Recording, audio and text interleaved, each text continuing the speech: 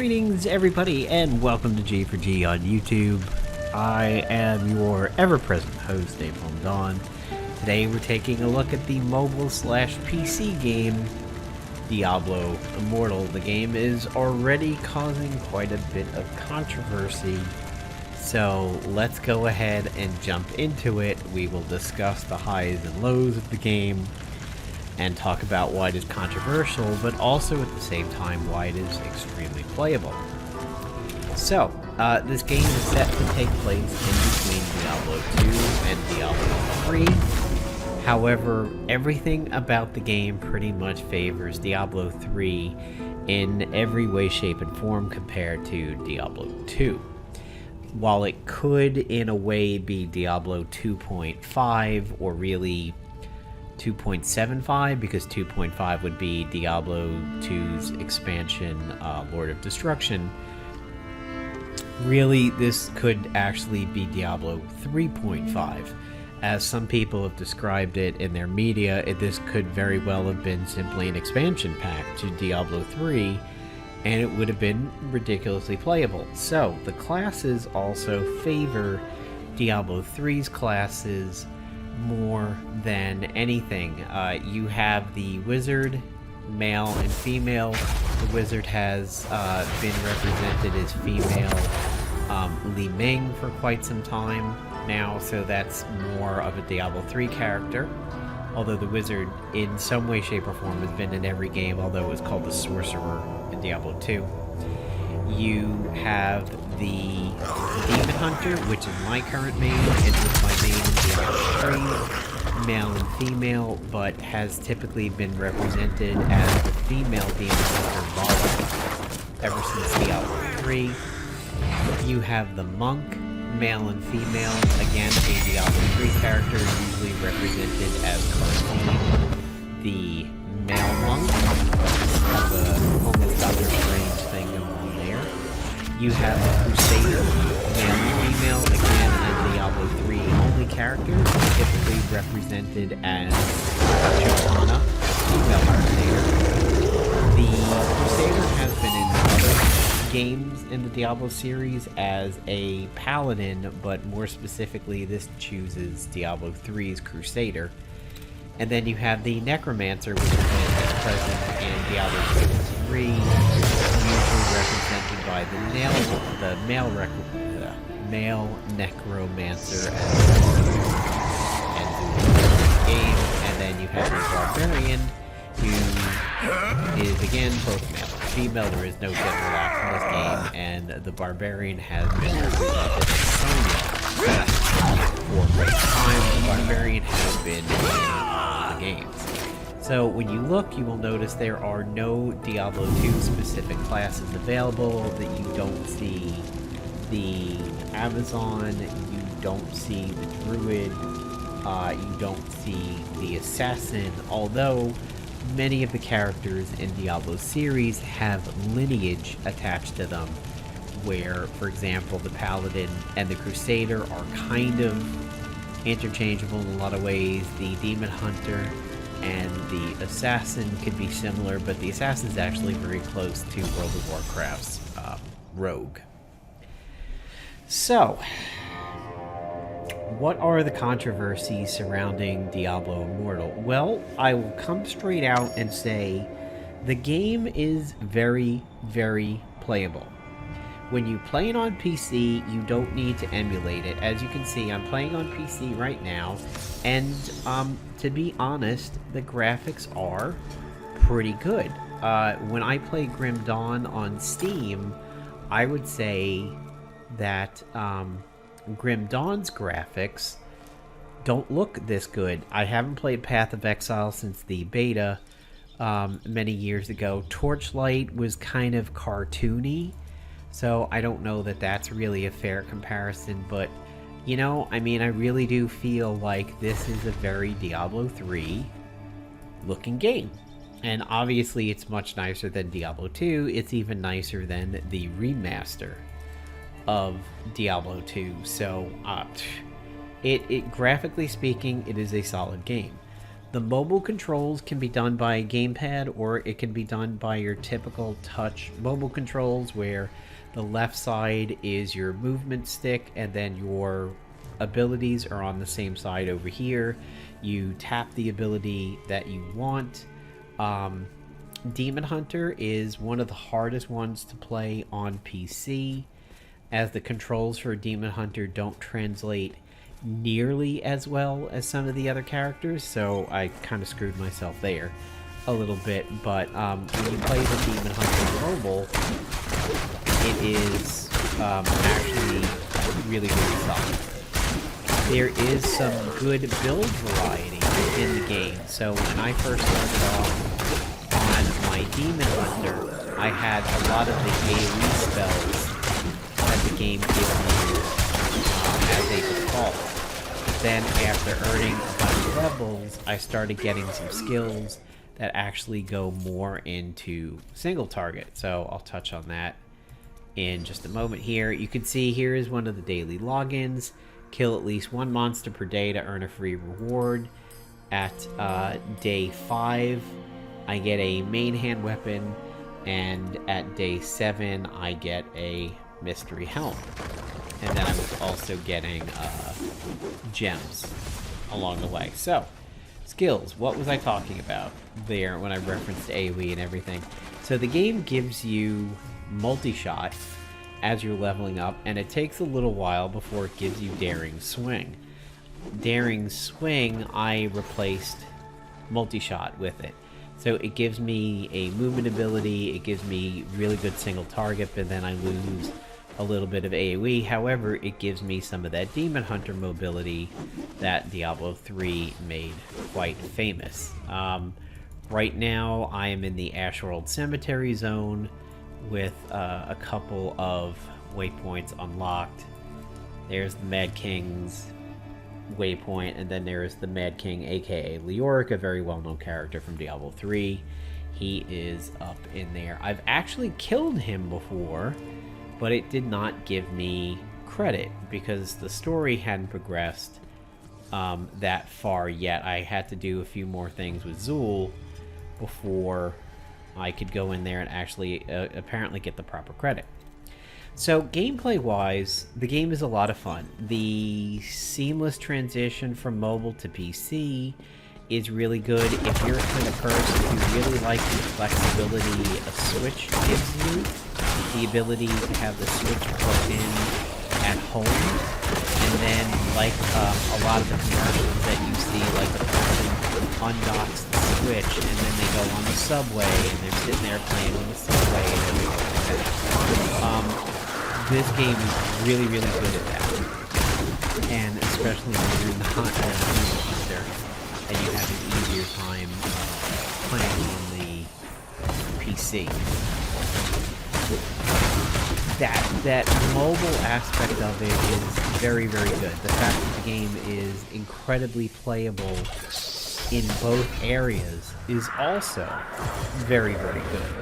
The game in and of itself, in a vacuum, can really stand on its own, be a fun game, and give you something kind of unique in the mobile marketplace, that you have a good, maybe not AAA, but AA and a half game from Blizzard that just plays really, really well and scratches an itch that you may have while you wait for Diablo 4.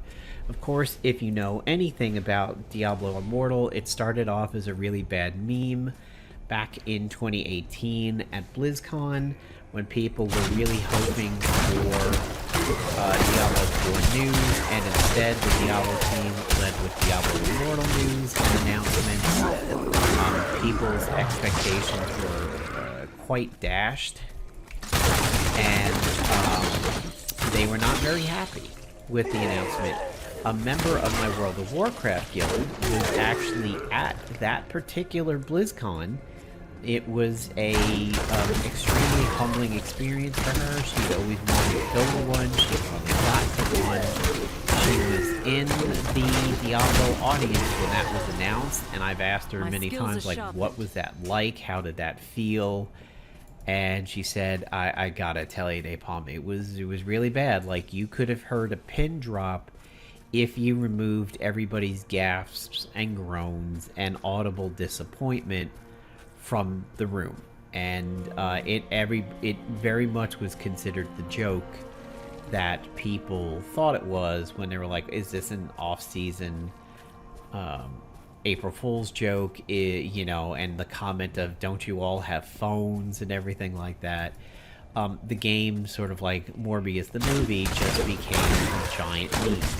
Well, as it turns out, people who have installed and played the game have been pleasantly surprised that the game is fun and very playable, and on the PC it doesn't really have a lot of bugs, and it actually is an enjoyable game to play.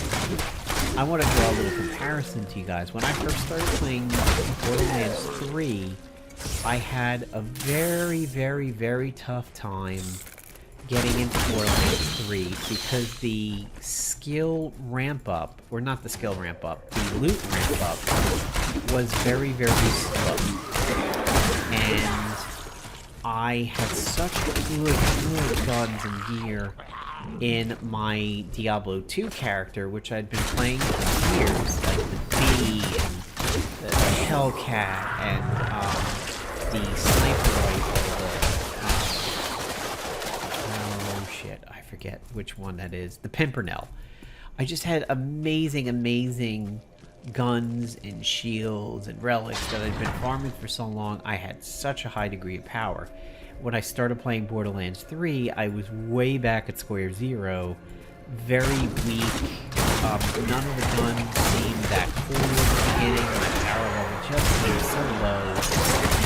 It was unfun. Well, once I actually started getting some good guns that were unique, I started enjoying the game more. Diablo Immortal starts you off getting some pretty decent and fun gear. So you're playing and you're getting out of that cookie cutter vanilla noob just installed the game kind of feel to it. I mean, here I am at 23 and I have blues that are good. I have legendaries that have dropped for me. I have gear that sucks me into playing the game. Alright, so you're saying, alright, Nate, you've been talking good about the game. Where is your game? So what is wrong with this game? Why are people hating on it? Well, it is the pay-to-win aspect of it. You really can't hide this one behind the language of saying, well, no, it's pay to skip. It's pay to replace your time with money. No, it is pay to win, and it is pay to progress humanity to the space age from caveman age in roughly 3 minutes. I mean, it is, oh boy, the money that you can spend in this game is uncapped. A streamer by the name of Shroud actually celebrates the fact that the spending in this game is uncapped, and I think in Apex Legends he lamented the fact that there was a cap. So you can spend a lot of money in this game.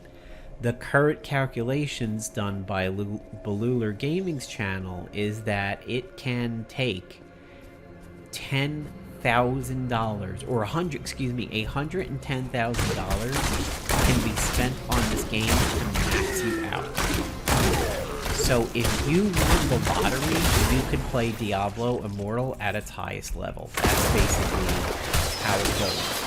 If you were to attempt to play the game and farm everything manually that you could spend all that money on, the estimate is it would take you over 10 years to farm everything in this game. Clearly Diablo 1, 2, and 3 and paid games did not do that. So yeah, that is really, really bad. And the game has an extremely complicated triple level of like a triple level of monetization. So let's actually take a look at it. If you go into the shop, You have the Boon of Plenty, which is a monthly sub. You have to log in every day out of 30 days in order to get that sub completed. It is not 30 days. They are 30 calendar days. If you log in Monday, Tuesday, Wednesday, Thursday, and you have a life and you go out on Friday and you don't log in time, you will lose that reward. And God help you if it happened to be a good day. Some games will give you a pass like this as just 30 actual play days, not calendar days. So that is, of course, greedy monetization. You have crests that allow you to modify your rifts to be harder and give you the better chance at dropping the super uber 5-star gems that you can socket into your gear. This is the only way you can get up to gems that well or that high is by paying for legendary crests to make your dungeons that much harder. You'll notice this currency over here. This currency is the orbs. These are the orbs, which are a direct microtransaction category. You can spend 25 bucks and get 1,500 of them. You can spend 10 bucks and get 600. There's also platinum, which can be earned in-game or purchased semi-directly. I'm going to get to a safe spot really quick so I can talk about this non-combat stuff and not keep getting ganked. So, if you are familiar with microtransactions in mobile games, you're probably going to go, okay, Napalm, what's the conversion rate? What do I spend to get me the things that I want, and how even does it line up? Because it's well known that a predatory monetization thing, and this was present in Marvel Avengers on the consoles and PC, is can you spend X amount of money directly to get a thing that you want without having to spend in between two different kits? So, here are these cosmetic sets. They are 1,000 orbs. There is no 1,000 orb purchase. It's either 600 or 1,500. So, you either have to spend 20 bucks and get 1,200 orbs, or spend 25 bucks and get the 1,500 orbs. That's how this works. So, cosmetics require either 2 low purchases or 1 mid purchase, and then you have some left over. The cosmetics include the bird one, this kind of crystal spiky one, this Diablo 2 Amazon looking one, and also looks a little bit like Diablo 3, and then this simple Diablo 3, which should not be the same price as the others. I don't know who really wants to pay for this one when these are around. If you go for the collector skins, which give you this nice little portal when you hearth out, you spend 1,500. This is a direct purchase level of money, and this will cost you 25 bucks for this skin, that weapon skin, and this portal effect going on. You also have one skin not in the standard, in what looks like Diablo 2's Boazon skin. You have some services. This is the one thing I allowed myself to do, so I've done 2 things so far. I purchased 2 99-cent packs, and I purchased the Empowered Battle Pass, because I do plan to play every day, so I do know that I will earn these rewards. You also, through orbs, can purchase these stones, which are gems that give you really good bonuses. They are 100, so they will cost you $2. You'll have to buy 2 of these 60s in order to get one of those. Why couldn't be 50s? Why there is no 100? I don't know. So you can either spend $2 or you can spend $5. The monetization in this game to be topped out, if that's how you want to be it for PvP, or run the best builds with the most accomplished gear in PvE, The fact that you can spend $110,000 is ridiculous. So your next question may be, Nathan, are there loot boxes? I know that is an egregious sin nowadays, is to have loot boxes, but a lot of games have them. Does Diablo Immortal have them? Well, the game is not sold in the Netherlands and some European countries that have heavy loot box rules, so that should answer your question. The answer is yes. There are loot boxes in the game because you have to buy the orbs to get the good crests, to go through the good dungeons, to get through the good gear. You're not buying a straight up loot box the way you would in EA games, the way Apex Legends had it, the way Star Wars Battlefront had it and everything, the way Marvel mobile games have it, and so on and so forth. You are not directly buying a loot box, but you are buying a thing that lets you in the door to go play a loot box for 5 or 10 minutes. So you spend orbs, you buy orbs to get the crest, you use the legendary crest to open a super powerful rift, you go in there with 7 other people, a party of 8, and then at the end of it, you may or may not get the gear that you were looking for. So it is random what you get. You are just burying it under several levels as to what the loot box actually is. So you're not buying one outright, but you are buying a 5 to 10 minute loot box simulator, which is really what it is. If you've ever seen game shows where you win a chance to sit in a tube and like grab money for 5 minutes, and you try and grab as much money as you can, think of it like that, except some of those pieces of cash are hundreds, some of them are ones. That's what you're doing. You're buying time in the cash tube. And hopefully you get more 100s than you do singles. The strippers will be happy that night. That's what it is. So yes, the monetization in this game is egregious. It's over the top. The free-to-play version of it is ridiculous in the fact that it could take you upwards of 10 years to farm everything manually with no cash boosts whatsoever. By comparison, if you go back several years ago, people were upset that an axe in Apex Legends could have potentially cost $110 to open up 24 boxes to guarantee the axe at the end of it. $170, I think, is what it was. Can you imagine if back in time, like 2019, I think it was, people were upset over $170 before we got ridiculously pissed at all of the loot box mechanics in games, and now here's a game that can cost $110,000. So right here, that pop-up that I got, that is what streamers were saying was where people were abandoning the game.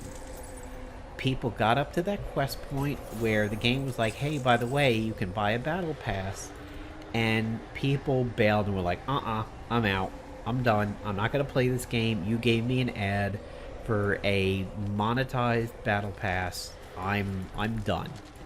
I think if you're a Diablo fan, if you are an ARPG fan like Path of Exile, Grim Dawn, Diablo, Torchlight, if that's what turns you off, you're cutting off your nose to spite your face. There is a good game here. If you don't have to be the very best there ever was, and want to throw legendary Pokemon balls at people, you could probably play this game quite well and max your characters out and what you could do for free, play content solo without getting into a guild or joining up a warband with your friends, And then when your character's as maxed as you're going to get it, re-roll a different character and see what it's like to play on a monk, or a barbarian, or a wizard. You're a wizard, Harry. You don't have to spend that $110,000 or the $16 I spent. You can, do what you want. That is obviously very clear, but the amount of whaling in this game is ridiculous, and it's causing controversy because some well-known Blizzard content producers like Asmongold have said, well, I don't like pay-to-win mechanics in my game. I will never do them. And then in his first set of early streams on the game, he did purchase things, and people are like, Asmon, you're being a hypocrite. I don't watch the guy. I kind of find him to be an asshole.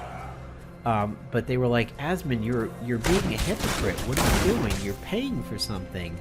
And on his Reddit, he started deleting threads that were calling him out for his spending. And that's a bad look. If you're going to take a stance against pay to win and spending money, and then you go and do it, and then you get right called out on it, you're censoring, and that's not a good look. If I sat there and said, oh, I will never play a gender-locked game, I feel that's unfair, that if you play a certain class, you have to be a certain gender, and then there I go installing a game that's ridiculously gender locked. I'm like, oh, I enjoy it. This game is so good. You have the right to call me out on it, and censoring me for it is just stupid and a bad look. So as the gold has gotten himself over this game, and a lot of streamers on Twitch would say it's a good game, they like playing it, they don't agree with people who quit the first store pop-up that appears, and, I would agree with them. I think the game is great, and I could be, right now, in my early levels, enjoying the game just as much for free as I would if I paid. Now, what have I earned through paying? Well, this gem, Celad's Weakening, was in my Battle Pass, and this gem, the Black Rose, was in my Battle Pass. This weapon, the Black Talon, was in my Battle Pass. So I do have some increased power even here in the low 20s from the Battle Pass, but it's ridiculous. It's the people at the end game levels that have spent hundreds of dollars on the game that are probably going to be ridiculously jacked up. I intend to play no PvP, so I don't think anything that I spend on this game is pay to win as so much it would be pay to enjoyment is really what it is. None of what I have currently really makes the game that much more enjoyable to me. I don't think it's changing my ability to play the game so much. It just seems to all be minor. Blizzard would have done better to have made the monetization to only be about cosmetics. Blizzard's done several games like that. Overwatch is only cosmetics. Heroes of the Storm is now mostly cosmetics, but then again they have very, very high price point games that are very expensive and have been notorious for it, and that would be Hearthstone. Hearthstone is known for being a very, very high price point to get into that game and a competitive way. You could do some PvE stuff in that game and kind of get away with not really spending money, but even the PvE stuff, if you want any real chance of doing well in Hearthstone, you do have to start paying to get packs and the dust and everything like that. And then you have World of Warcraft, which is kind of in the middle. You have to pay your subscription, or you have to play the game a lot to generate the gold to buy a token. If you are a whale in World of Warcraft and you have a lot of money, you can buy a lot of tokens, sell them on the auction house for a lot of gold, which lets you buy raid food and flasks and buff. by paying for them in the auction house without farming them. And even though it is an illegal practice, you can spend money to get in a raid that a guild is running that charges money to have a slot reserved for you. There were guilds that it's called run selling. They will allow you to buy their way into a run if you have the gold to spend. Oh, hello.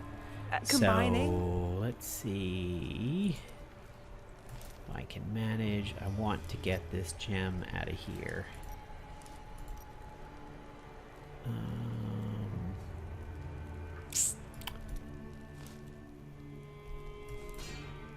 Okay, good. Oh, alright. So that actually was free. That was cool. I see. I am surprised at that. Well, I got that gem out of that belt without having to pay for it, which means I can get one of these better belts in here.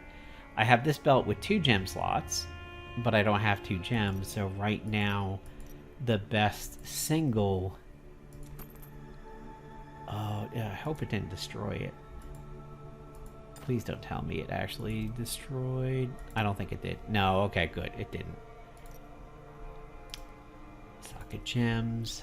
It's a red socket. Put back in. Actually, oh wow, I have 20 of them. Okay, that works. Cool. So, yeah, I mean, that's pretty cool to have a double gem belt already. So you can see the game is pretty good at giving you power early on. And as you go through this early level, you're getting a reasonable amount of power early on. So the cynical person may say, well, Napalm, isn't that so I play the game more and spend more money on it? And you know, you may be right. I don't think that is a opinion that could be discounted. That could be very much why the game throws you some decent gear early on, is so that it hooks you like crack and you spend more time in it.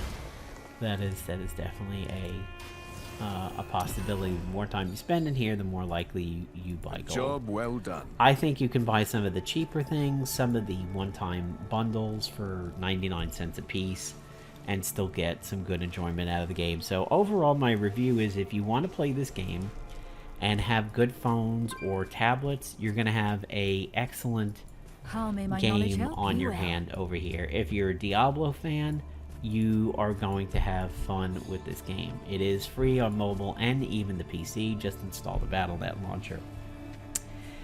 If you are a whale and spend money, you will probably have more enjoyment on the game. If you have to be the very best at everything, this game may not be for you. It will be too expensive. I have not hit a paywall in the game yet, unlike how I did with the South Park mobile game, the Titanfall mobile game, and the Looney Tunes Universe of Madness, World of Madness. I think that's what it was. Looney Tunes World of Madness. They all had walls that I could not get past without spending ridiculous amounts of money, so I abandoned them. That is not going to be true of this game, but min-maxers are going to have trouble. So, I apologize for getting this video out a day or two late. The sound on the original video was the game sounds were too high, and you couldn't hear me over the action, so I decided to re-record it. So, any questions you got for me down in the comments, you can go ahead and ask them. I will certainly try to answer them. And again, if you're a Diablo fan, if you're an ARPG fan like Grim Dawn, Torchlight, Path of Exile, and everything like that, and get the game. If you just want a really good time killer on mobile, for commutes like on subways and trains and buses and everything like that, I think you will have a good game on your hand, especially if you like to be able to go home and then play it on your computer in a more comfortable environment. So, thanks for checking out the video, everybody, and stay tuned for more on the channel. We'll be talking later. Bye-bye.